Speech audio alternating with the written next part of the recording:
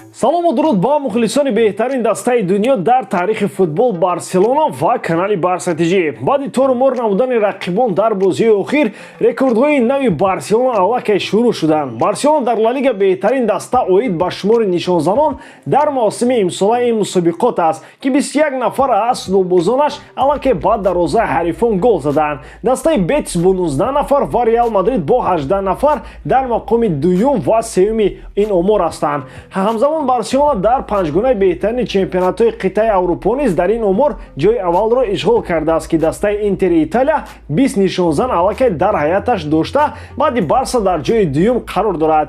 Дар 10 соли охир агар тамоми нишонзанҳои Барселонаро ба назар бигирем, танҳо дар соли 2016-17 шумори нишонзанони Барселона ба 20 нафар мерасид. Илова бар ин, то охири мавсим нишонзанони Барселона эҳтимолан аз 21 нафар ҳам зиёдтар хоҳад шуд. Мегузарем ба хабарҳои муҳим. Президенти Барселона Лапорта дубора Усмон Дембелеро таъриф дорад ва умедвор аст, ки шаҳрномаашро Усмон бо Барселона давом медиҳад. Нимовзятгари Милан Кессие ба наздикӣ бояд бо Барселона шаҳрнома ба имзо расонида тобистони имсол ба ҳайати Каталониё пайваст шавад. Нашрияи Марка хабар медиҳад, ки Гави то ҳол бо Барселона оиди давом додани шаҳрномааш ба созиш нарасидааст. Дастаи Баварияи Мюнхен аз ин фурсат истифода бурда Гавиро ба худ ҷалб кардани аст. امروز برایتان درباره این خبرها پورا معلومات میدیم.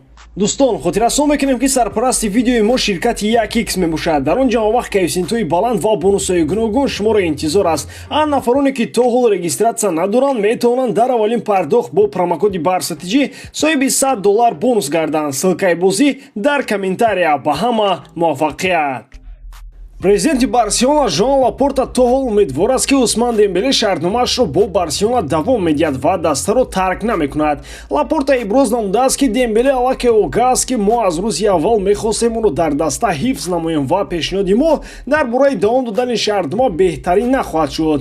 Дембеле футболбози ғайриоддӣ аст ва яке аз беҳтарин футболбозони ҷаҳон дар мавқеи худаш мебошад.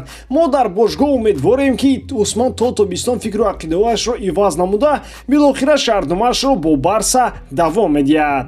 наздикони Дембеле қарордоди пешакӣ доштани ӯро бо ягон даста тамоман рад мекунанд.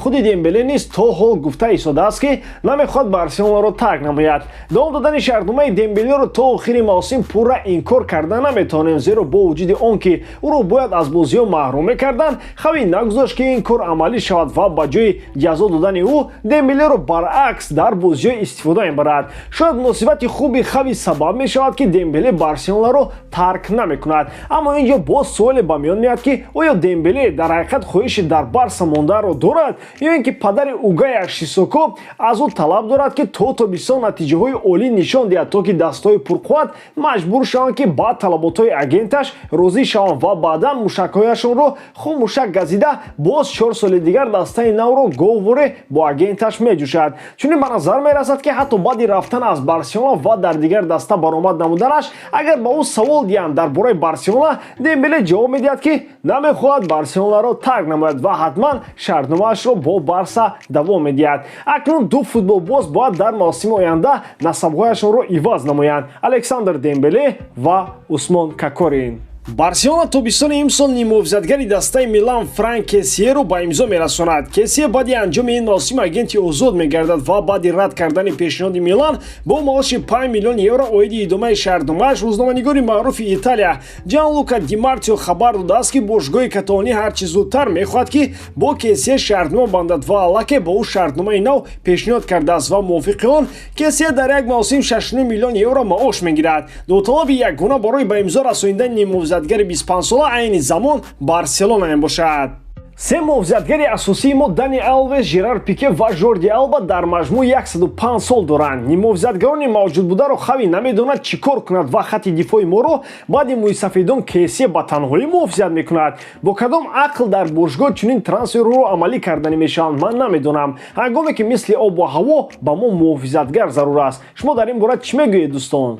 нимовзатгари ҷаҳони Барселона Гави то шартномаашро бо Барселона идома надодааст. Нашриёти Марка хабар медиҳад, ки пешниҳоди Барселона оиди идомаи шартномааш ӯро қаноатманд нагардонидааст ва ин ҳолатро дастаи Баварияи Мюнхен назорат дорад ва мехоҳад, ки аз Барселона дида пешниҳоди беҳтару хубтар ба Гави намояд. Бо вуҷуди 17-сола буданаш Гави аллакай яке аз футболбозони калидии Барселона маҳсуб мешавад ва ӯро трансфер маркет наздики 40 миллион евро нарх мондааст.